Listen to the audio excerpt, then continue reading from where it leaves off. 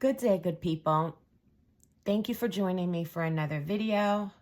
If you're new here, my name is Sina and I am a married mom of 3 on a financial freedom journey to pay off over $55,000 in debt.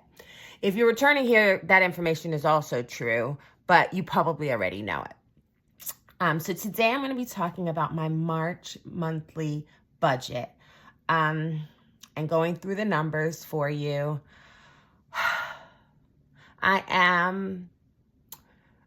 So I'm fairly good at paying my bill. Now, I'm good at paying my bills, right? Like I pay my bills on time, in full, every month. There's generally not a problem with me paying my bills. Where my budget starts to get tricky is for all of the other things that I don't take into account outside of just my bills. And so, for instance, last month, February, budget looked good. I had some money left over for extra debt.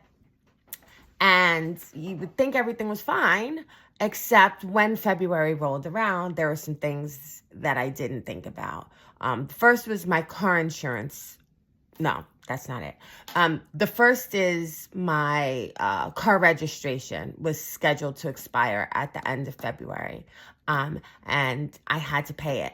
I also leased my vehicle, so I was at the end of my lease at the end of February. And had I taken those things into account and planned them out, I would not have had to pay $158 to register my car the week I had to return it because, I couldn't leave it on the street unregistered. And I would have just planned better and then had better control of my money. So hopefully that's what's going to happen in March. Hopefully in March, I will be able to really think things through and plan for the things that are coming up. March is a interesting month for me.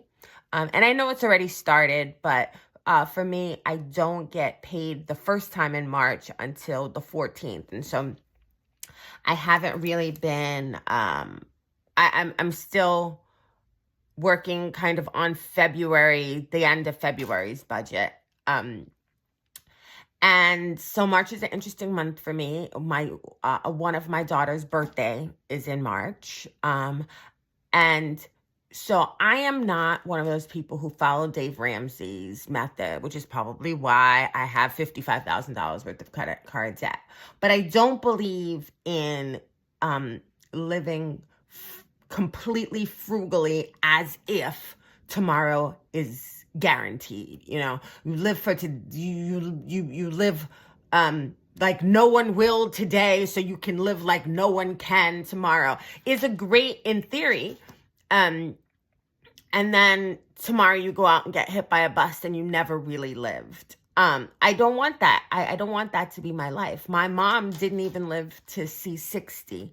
And so I have no idea what the future holds for me. But what I do know is that I want to be able to live my life and enjoy things and give my children experiences while we are still here, because the only day we are guaranteed is today. So all of that to say, my daughter has a birthday in March that I do want to take into account. That's my oldest daughter. My middle daughter is actually going to Paris for spring break. And so I do want to think about that. And then the entire family is going to go on for spring break, which is at the start of April. Then all of us are going to go on a Caribbean vacation. And so, yes, I'm living my life. I'm living it up. Like somebody who does not have $55,000 in debt, but this is the only life we get. Anyway, let me start. A lot of that ramble was a ramble, but let me start this budget. So I want to start with my projected monthly income. I get paid 2 times in March, and my check is actually, it's not roughly, it's literally $2,609. And then for extra income, the additional income, I budget $1,200. And that's like from a combination of sources. So some of it is money that my husband gives me to cover shared responsibilities. Some of it is I do have like, a side hustle. So I work in education, and I do have a side hustle where I grade exams. It's not really a side hustle. It's like a second job, a work from home job where I grade exams. And so I'm budgeting $1,200 a month for all of this extra income. And so together, 2,609.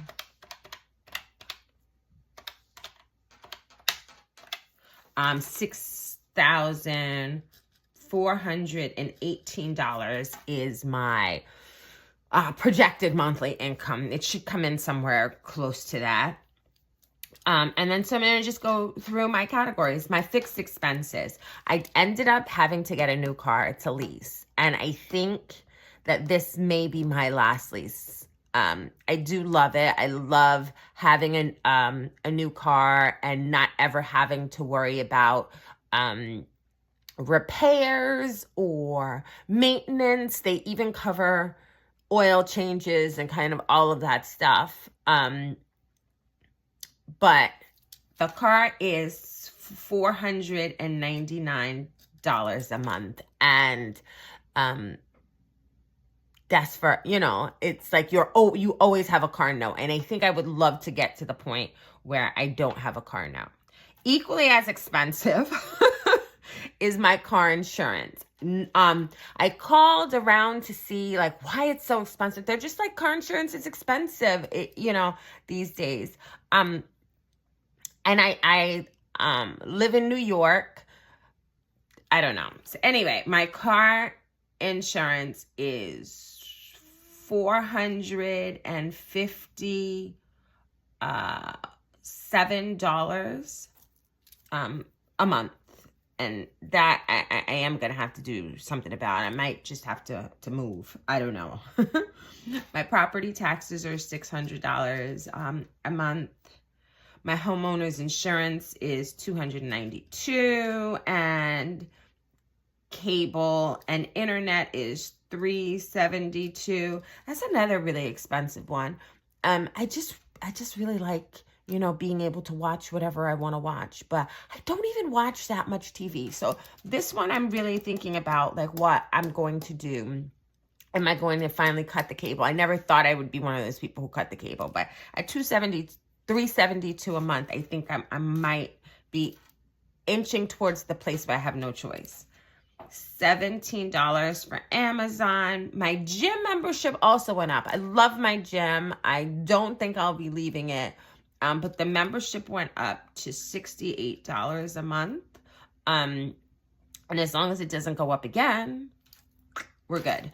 And then I have Apple Care on my phone, and that's $12 per month. And so those are like all of my fixed expenses. Variable expenses, this is kind of what I pay. My variable expenses, I actually take in cash. So if you'd like to see a cash stuffing of variable expenses, I actually, the money that I spend on a daily basis, I do that in cash. Just put in the comments, and I'd be happy to do a cash stuffing. So I budget $400 a month for groceries, $200 a month for gas. They say that my new car is better on gas mileage than my old car. So I would love to be able to drop this number, but I'm going to leave it at $200 a month for a couple of months and see how it goes. Personal expenses, I give myself $100 a paycheck. So that's $200 a month for personal expenses. I make sure I have $100 a month for things that the kids need. And then $40 a month for miscellaneous expenses, $100 in family fun, $100 in eating out, and $50 in household. And this month, the family fun, the eating out, will all be used for my daughter's birthday. She wants to go out to dinner for her birthday, and so all of that money is going to be used to take for us all to go out as a family for her birthday. So in the debt category, I put here just the amount that I spend on the actual debt. This is what I used to pay down the $55,000 in debt.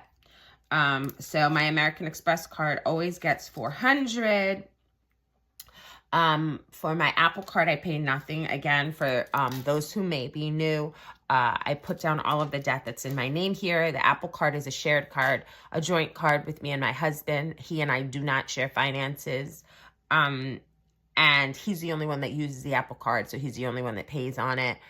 So I do not contribute anything to that. I have a Barclay card, and I pay $392 a month on that. My Chase card, I paid $0 because I actually paid it off at the end of January. My Citi card is $160 per month. I used to pay $100, but it got the rollover from the Chase card that I no longer pay. And I put $600 a month on my to pay down my Discover, and then generally I put $100 a month for the tax debt that I have. But if you've watched my debt update video, and if you haven't, you should definitely check it out.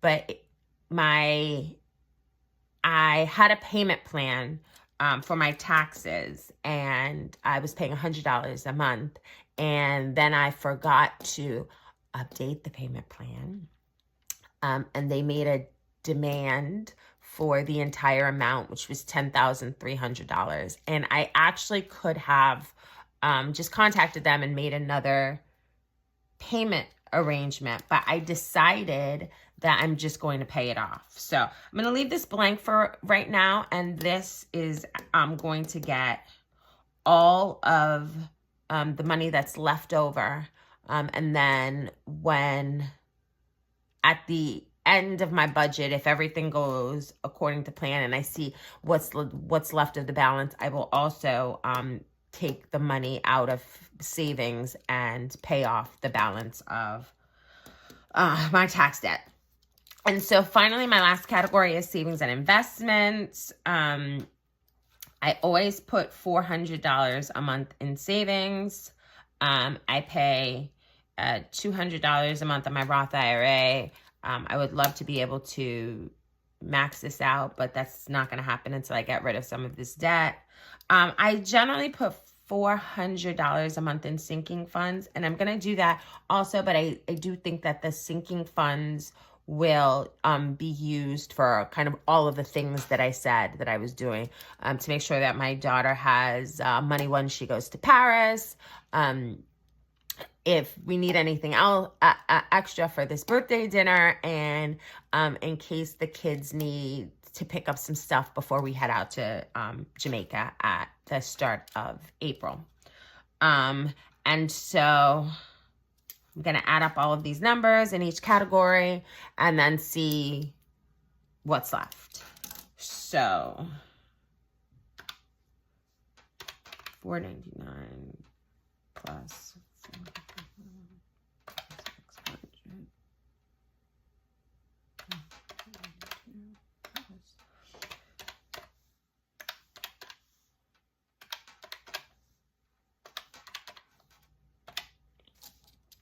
okay, so in my fixed expenses come to $2,317.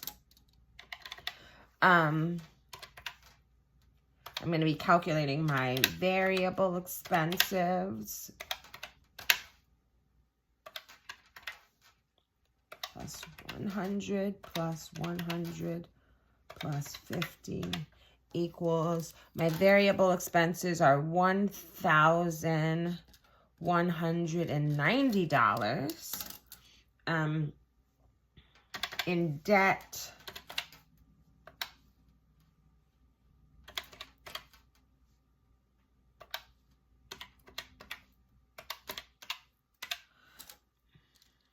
I pay, wait, I don't think I did that right. Oh yeah, oh, I did. I'm sorry, plus 392 plus 160 plus 600 equals $1,552. And finally, in savings and investment, I don't even need a calculator to see that this is $1,000. So we do all of that. 2,317 in fixed expenses plus 1,190 in variable expenses plus 1,552 in the debt category plus 1,000 equals totals $6,059. And I have 6,418 minus 6,059, and that means I have $359 left. I will put 350 on my tax debt and put, I'll write it in red. My buffer, $9. Excuse me. I was just about to start coughing. Hopefully I will be able to do everything as planned. And then I will see where my taxes stand. And that should make a big difference, a huge difference on my next monthly debt update. I think I'm also going to do a paycheck budget so I can see how that's going to work. So hopefully you'll join me for that. Let me know how your March is going. The weather is getting a lot better here. It's sunny, it's bright, and it is making me really optimistic for all of the things that are about to come. I hope it's doing the same for you. Thanks for joining me.